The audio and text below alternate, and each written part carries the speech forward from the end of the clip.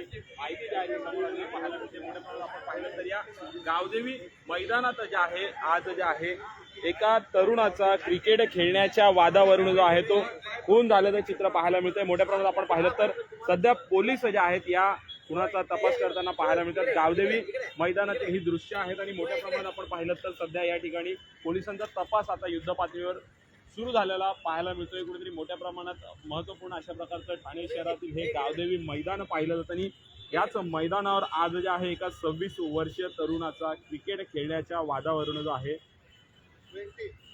खून झालेला पाहायला मिळतोय. मोठ्या प्रमाणात हे गावदेवी मैदान रहलचेल असं दुपारी 4:30च्या सुमारास ही घटना घडल्याची प्राथमिक माहिती जी आहे ती समोर आलेली पाहायला मिळते आणि आता पोलीस अधिकारी जे आहेत ते ह्या ठिकाणी तपास करताना पाहायला मिळतात. ह्या संदर्भात जे आहे मोठ्या प्रमाणात आता पोलीस युद्ध पातळीवर उतरून जे आहे ते तपास करतानाचं चित्र पाहायला मिळतंय. फॉरेन्सिक टीम असेल किंवा स्थानिक पोलीस असतील, नौपाडा पोलीस असतील यांच्या माध्यमातून कुठेतरी जे आहे ते आता तपासणी सुरू झालेली पाहायला मिळते. कुठेतरी महत्त्वपूर्ण ठाण्यातील हा गावदेवी मैदान आणि या ठिकाणी जे आहे क्रिकेट खेळण्याच्या वादावरून जे आहे एका तरुणाचा दुर्दैवी खून झाल्याची घटना जी आहे ती आता घडलेली पाहायला मिळते. मोठ्या प्रमाणात आपण पाहिलं तर ठाण्यात मोजके मैदान आहेत आणि त्या मैदानावर सुद्धा अशा प्रकारची ही घटना समोर आल्याने मोठ्या प्रमाणात जे आहे पालकांमध्ये भीतीचं वातावरण पसरल्याचं पाहायला मिळतं. कुठेतरी मुलं सुरक्षित नाहीत का असं देखील प्रश्न आता या ठिकाणी उपस्थित होताना पाहायला मिळतो. एवढी क्रूर मानसिकता कशी असू शकते असा देखील प्रश्न आता या ठिकाणी उपस्थित होताना पाहायला मिळतो. सध्या पोलिसांच्या माध्यमातून या मैदान परिसरामध्ये तपास सुरू झालेला पाहायला मिळतोय. मोठ्या प्रमाणात ठाण्यातील या नौपाडा पोलीस स्टेशन हद्दीअंतर्गत येणारं हे गावदेवी मैदान पाहिलं जात आहे. सध्या या गावदेवी मैदान परिसरातील याच ठिकाणी जो आहे हा दुर्दैवी घटना जी आहे ती घडल्याची पाहायला मिळते. सध्या पोलिसांच्या माध्यमातून तपास सुरू आहे. आपल्यासोबत बोलण्यासाठी काही स्थानिक नागरिक आहेत, स्थानिक पदाधिकारी आहेत. तर सर्वप्रथम ठाणे वैभवमध्ये खूप खूप स्वागत. महत्त्वपूर्ण अशा प्रकारच्या ठाण्यातील हे गावदेवी मैदान पाहिलं जातं आणि आता या गावदेवी मैदान परिसरामध्ये आहे ही धक्कादायक घटना घडलेली आहे. मोठ्या प्रमाणात पोलिसांनी तपास जरी सुरू केला असला मात्र आत्ता जे आहे या परिसरामध्ये खून झाल्याचं चित्र पाहायला मिळतंय. सर्वप्रथम ठाण्यातील नागरिक सुरक्षित आहेत का हा मुद्दा आहे. आणि मुळात दुकान आता इथे जे कशावरने जी मर्डर झाली, कशावरनं ते हे झालंय पोलीस तपास करतायत. तर मला म्हणायचं आहे की एवढ्या खालच्या पातळीवर जाऊन म्हणजे एकामेकाचा खून करावा एवढं तर प्रत्येकाने समजून घ्यायला पाहिजे. आणि त्या हिशोबाने जे आज पोलीस प्रशासन जी चौकशी करते ते त्यांचे ते हे चालू आहे. म्हणजे फॉरेन्सिक टीम त्याची आता येणार आहे आणि आता काही टीम आलेली आहे तर ती चेक करते.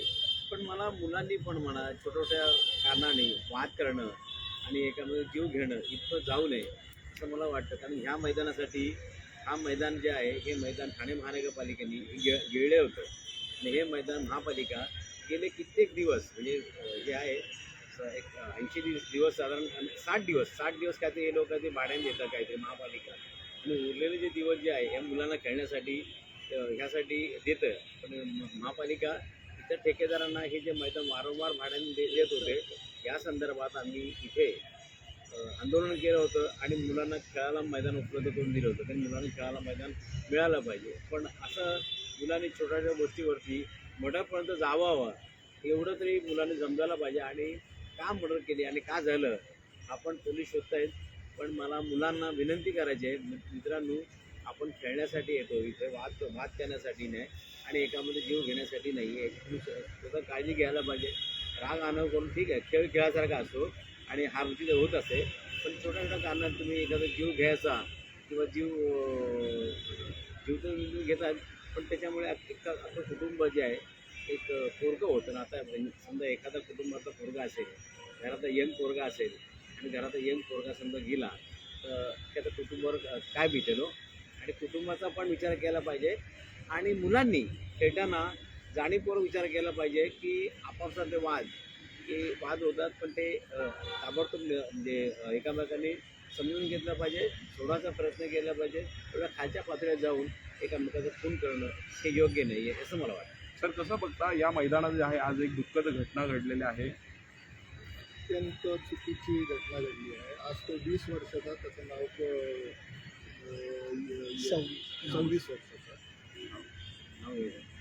तर आज त्या मुलं खेळत होती आणि त्यावेळेला जे काय प्रसंग घडला असेल आज आपण ठाणा सुरक्षित बोलतो, काही ठिकाणी ये होतो. आपल्या ठाण्यामध्ये DCM साहेब आहेत, 2 मंत्री आहेत आपल्या इथं, पण काहीच आता तुम्ही बघत असाल मैदानामध्ये एकही सुरक्षा रक्षक नाही आहे. इथं एवढ्या मोठ्या मैदानासाठी आज बोललो ठाण्याचा हॅट म्हणजे मधला पॅसेज आहे हा गावदेवी मैदान, याला बोललो काय इतिहास आहे अलगच हे आहे. पण बोललो तिथं सुरक्षा रक्षक नाही किंवा कुठलाही हे नाही. तुम्ही बोललो आज इथं मुलं खेळतात, इथं 2-3 सुरक्षा रक्षक पाहिजे होते किंवा मग बाकीचं जे काही आहे. आज याच्यामध्ये ड्रग्सचा हे चालू आहे. आज मी मधल्या याच्यामध्ये आवाज उठवला होता तर आपल्या भरपूर भागांमध्ये ड्रग्सचा वापर, MDचा वापर होतोय, गांजाचा वापर होतोय किंवा बाकी आहे, हे सर्व सर्रासपणे भेटतोय. आणि मुलं आजच्या डेटला त्या नशेमध्ये काय करून जातात त्याचा कोणालाही स्वतःला पण हे नसतो का मी काय केला होता पहिल्या रात्री. तर त्या गोष्टी बोललो घडतच राहतील. आमच्या मानपाड्यामध्ये 2 झाले जे मर्डर, एक सिगरेटसाठी झाला आणि दुसरा मर्डर एक काय त्या बॅटरी चोरीवरून झाला. 2 मर्डर झाले आणि ते गर्दुल्ला म्हणजे ज्यांनी केले ते, आज ज्यांनी केला तो तर बोललो बेवडा होता आणि ज्याचा झाला तो गर्दुल्ला होता.